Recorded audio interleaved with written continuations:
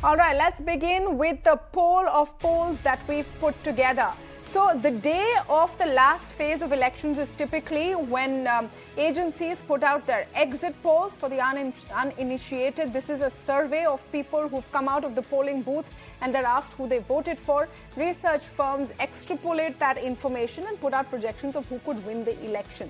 Now, key point here, these are merely projections. We're not claiming these are the results. The results will be out on the 8th of December for the assembly elections in Himachal Pradesh and in Gujarat. They'll be out on the 7th for the MCD elections. But in the interim, this is kind of an indicator, if you may, of what could happen a few days later. Now, what we've also done additionally here on the India Development Debate is we've taken a number of polls that are out there and given you a poll of polls to get an average of what we could see. So let's begin with the poll of polls. I'm going to begin with Gujarat. The Gujarat poll of polls projects that the BJP will win 131 seats. That means they will improve their tally from last time round when they had about 100 seats in 2017. Of course, they remain the single largest party and will be forming the next government as per these polls. The Congress will have 41 seats, so they come down dramatically. They're about 70 seats in the last election, and the Aam Admi Party will get 7 seats. But if you look at the Times Now ETG exit poll, it throws up startling numbers when it comes to Gujarat and specifically in terms of vote share, because the BJP's vote share will actually go down slightly from 2017, but it gets many more seats because of a third contender in the fray. Everyone was wondering what the impact of the Aam Admi Party would be. They've clearly not swept the polls. That was unlikely, but they seem to have dented the Congress's vote share quite dramatically. As per the Times Now ETG exit poll, the Aam Admi Party will get up to 24% of vote share in these elections. That means they go from nearly 0 to 24% between 2017 and 2022. All of this coming at the cost of the Congress party. Quick look at Himachal. The poll of polls say the BJP will get 36, the Congress 30, the Aam Admi Party 1, and others will get 1. The halfway mark here is 35. So for the BJP, it's touch and go. But if they do win in Himachal, they will be creating history of sorts, because Himachal usually alternates between the BJP and the Congress every 5 years. Will they be able to break that streak? The wide array of exit polls are a little bit split. At least one is projecting that the Congress will come ahead, and it's a close race, so it could be a photo finish. Tough to call at this point. MCD polls are not tough to call at all. Here, pretty much all agencies are giving the Aam Admi Party a clean sweep out of 250 wards up to 150, 160 wards to the Aam Admi Party.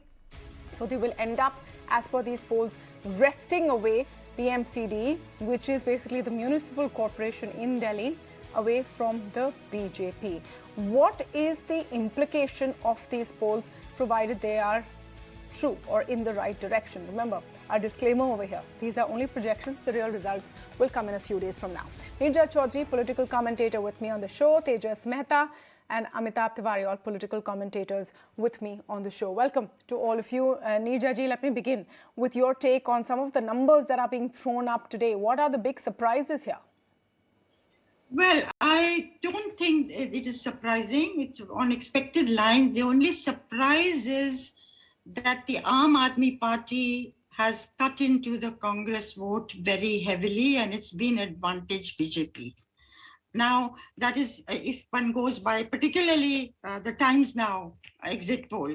Of course, I must say, a slump of only 1% vote after 27 years in power for the BJP is quite commendable, an achievement.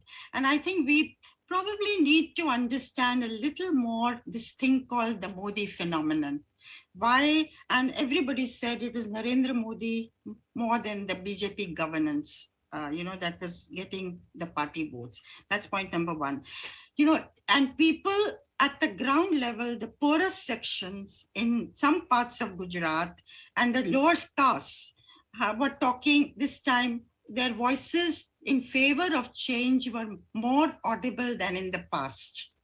Now, that was an interesting thing, and that Kejriwal, according to, what is more significant to me is not the number of seats, it is the vote share. if it is true that Aam Admi Party polls 25% of the vote as a newbie party in a state, and Congress slumps to from 40 odd to around 25. So that is the nightmarish phenomenon that many in Gujarat were talking about. You know, if the slump takes place to an extent that both parties lose in seats. I mean, Aam Admi Party doesn't come to a critical level to be able to gain large number of seats, and the Congress loses seats, and all these go to the BJP. So the BJP strategy has worked. Aam Admi Party is a player, a new chehra, a new energy that many people talk about as giving a takkar to the BJP in the future. Even in 24 is what some voices in the BJP said, because they recalled in 2013, Aam Admi Party had got 28 seats in Delhi, and that number in 2015 went up to 67. In Punjab in 2017, Aam Admi Party had got 20 seats. Also, I remember covering that election, so many people spoke about the need for change, particularly the younger people. And this year, they sweep through Punjab. So will they continue to grow? Will that pose a challenge to the BJP in 24? Some people were concerned about this, but BJP being BJP, they will take note of this and put, try and rectify the situation. But certainly the Aam Admi Party is cut into the Congress vote. And this election, if I may say so, many people, including some in the BJP, said this election was for the Congress to take. You know, as they used to put 101 taka. A Congress ka election tha, but they did not get their act together. They didn't have the right leader in place. So that is something the Congress party will have to worry about, despite the response to Rahul Gandhi's yatra. No, so that's an interesting point. It seems like the Bharat Jodo Yatra is going on in a parallel universe, cut off from the humdrum of Indian politics. Tejas, so the fact that the Bharat Jodo Yatra didn't really go through Himachal and Gujarat, it's on a parallel track. Do you think that's what's showing up? And the big hit as far as the Congress is concerned is not bagging Himachal. When the opportunity and the legacy is there, every 5 years the government changes. That's how they vote there. I think again, we'll have to very carefully see as to what sort of percentage of votes Aam Admi Party has got in Himachal Pradesh, because that again would have dented. It's about 5% as per the Times Now ETG. That's not a bad start in a state which is where change happens very slowly. It's not a bad start for the Aam Admi Party, but again that would have dented the Congress's vote. So that I think would have worked really there. But again, you are absolutely right. Why wasn't the yatra going there? I mean, they had an easy chance. First of all, the 5 year the change of power which happens there regularly. The Congress knew that they could have done much better this time. The BJP didn't have any leaders there. The chief minister after chief minister after chief minister, one really didn't know who was going to and who is going to be now. So I think the Congress has really missed their opportunity in Himachal Pradesh. As far as Gujarat is concerned, I think they did really well last time. 2017, and that should have pushed them in the last 5 years. But the last 5 years have been an utter mess. I mean, you have so many leaders joining the BJP, which happens regularly. But somebody like Hardik Patel joining just a few months ago. You have no Congress senior leaders going. I mean, Rahul Gandhi went only once there. I mean, for such a big state election where Narendra Modi and Amit Shah are campaigning almost every now and then, every day are seeing their face there. Why couldn't Rahul Gandhi really be there? How many channels have really shown, their new president, Mr. Kharge, with due respect to him, like a full speech of his in Gujarat? I don't even think anybody else does, because he does not carry, that weight as Rahul Gandhi would really in Gujarat. So I think they have really missed a big opportunity there. But I completely agree with Neerja that this is going to be this is not about 2022, because the BJP was going to win. Everybody knew the seats would also have been a record high. It had to happen because of how the votes have been split. But this is about 2024, the Lok Sabha election, and 27. By then, a debutant party, which has about 15 to 25% of the vote, wherever you take it from, but at least 15%, that's a amazing start, and BJP is smart enough to realize that this is what's going to become a problem for it suits them at this point as the AAP eats into the Congress vote share on all fronts. In MCD, the Congress seeming to be decimated. So in the playground of Delhi, at one point at which, with Sheila Dikshit's legacy, the Congress did very well. In Gujarat, cutting into opposition party. Himachal, perhaps the big loss for Congress. But remember, like I said, there is one poll which says the Congress will come ahead in Himachal. It's a bit of a close race. So let's not stick our necks out there. Amitabh, any surprises here for you? Not many surprises, I would say. In Gujarat, what I call the H&M model of BJP seems to be working, which is Hindutva nationalism and Modi. See, Gujarat, even if you recall, 99 seats BJP had won, but that's not the base because in the current assembly, it has 111 MLAs. Because of the exodus of MLAs from Congress to BJP, BJP has only got strengthened during the past 5 years. In 2017, Congress won 33 seats with a vote share margin of less than 5%. So even if AAP gets 7.5% votes, assuming 5 from Congress and 2.5 from BJP, those 33 seats swing towards the BJP. So there is a significant impact of AAP on the elections. We see BJP losing vote share, though marginal, but gaining a large number of seats. So, and it is happening purely due to the split of votes, while it is commendable that BJP, even after 27 years, is able to hold on to the vote share. But this significant increase in seats is primarily due to the split of votes between the Congress and the Aam Admi Party. Even in MCD, if you recall, in 2017, Congress had got 21% vote share. And AAP lost to BJP by 11% vote share. This time as well, Congress has there reduced to 10% vote share, 11% dent in Congress vote, which is enough to make up for the vote share lag which AAP was suffering from in 2017. Now we come to HP. So for the Congress, it is very, very important to somehow get the narrative right by winning Himachal Pradesh. And I will hold my horses here because one of the agencies is saying that Congress could win Himachal. It's a small state. The margins there are smaller. BJP was dented in some way because of the rebels. There were 18 to 20 rebels which had put up against the BJP official candidates. So somehow in this entire, the headline, I would say, or the story of 3 states, 2 state elections and 1 local body elections, and mind you, in Modi Shah era, local body elections, because they also contested very vociferously and fiercely. A victory there can also be considered to be similar to a small state like Himachal.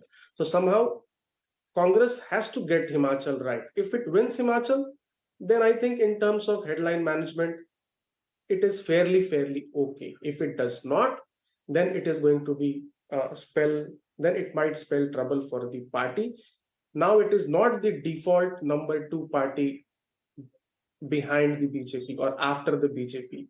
Somehow Congress and Congress strategists and leaders feel that by default it would get the anti-BJP vote or the opposition vote, at least at the national level.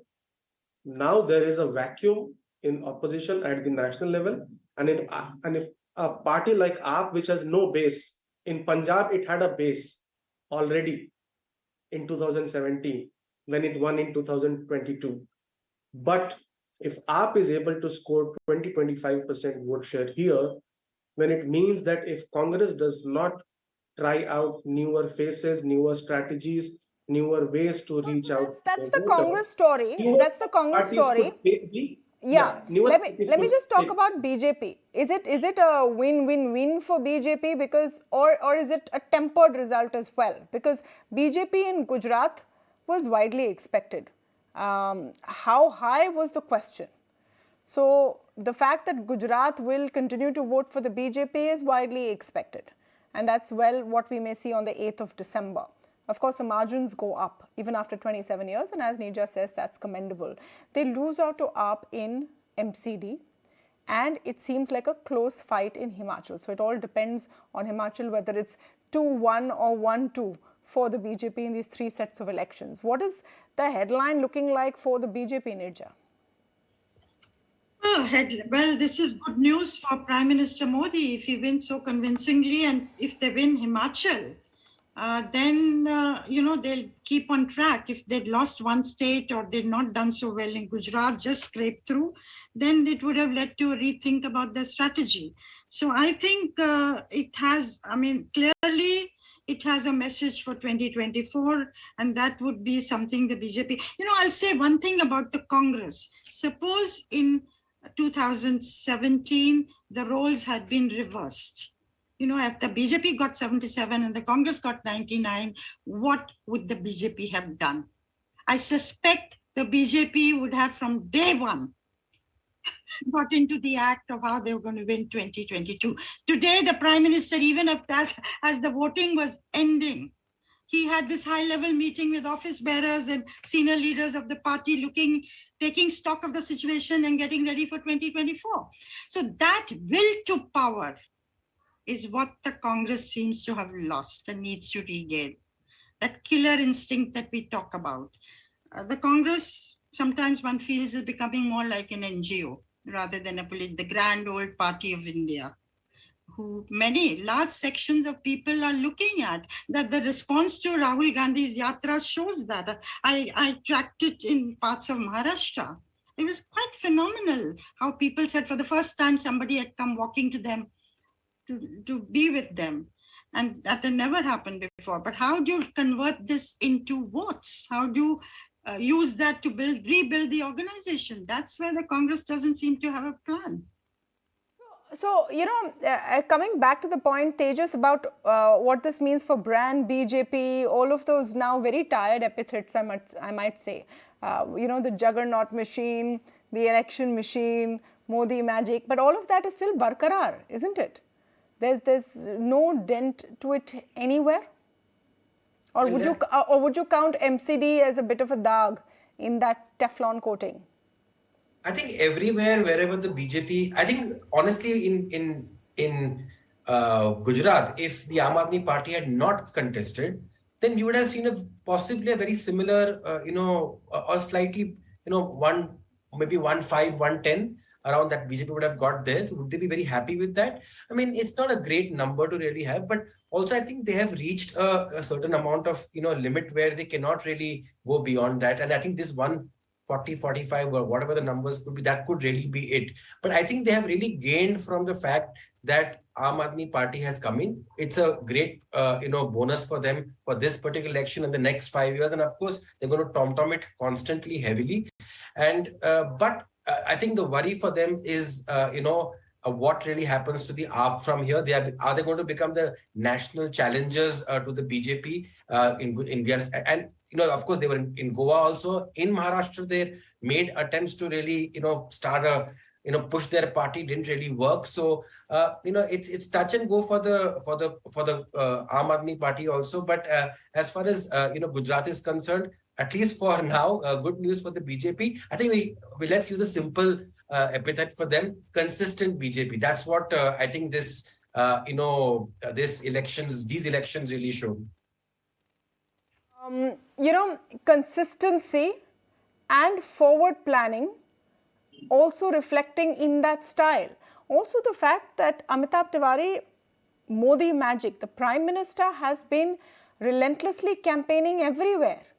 That massive roadshow in Gujarat, not leaving anything to chance. Everyone else may have left it to chance that, the BJP will win in Gujarat, but they've not been complacent about it.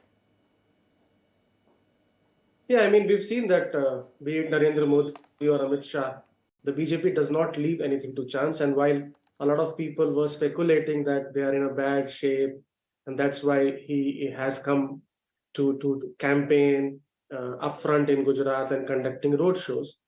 But if the exit polls hold correct, it also shows that they were probably going for the kill. They they smelled an opportunity to at least break their own record of 127 seats and even try for the record of Madhav Singh Solanki of 149. So brand Modi is still revered by the people of India. However, we have to also see that every strength is a weakness in some form. So there also seems to be a lot of dependence upon Modi in this BJP, even in his home state of Gujarat, even in local body polls. BJP seeks votes in the name of Modi. So while with all brands there is a fatigue, or even if you see the product life cycle, there comes a period of decline. When will that come? We don't know. But for BJP, now with a newer player like AAP emerging on the national scene, I mean, they are getting 24% votes or 20% votes in Gujarat out of nowhere. They had no national leader level people in Gujarat, and they seem to be learning the tricks from the BJP's book. BJP also will now need to strengthen its second line of leadership, because as you said, they do a lot of forward planning. So 2024, I mean, is too close an election where Modi will be leading the campaign. But now BJP also has to look for a second rung of leadership beyond Modi, because a strength can become a weakness if there is a lot of dependence on Modi going forward, even after 2024. All right, so interesting day. But let's again verify here and reiterate, these are merely exit polls. These are polls taken after the voting is done. The true results are yet to come. Let's see if this plays out. Exit polls often get a very bad reputation. So we'll see if these stick to what they have claimed. Thank you so much to all of you for joining us. We'll take a very short break at this point, but we're back with a lot more. Stay tuned.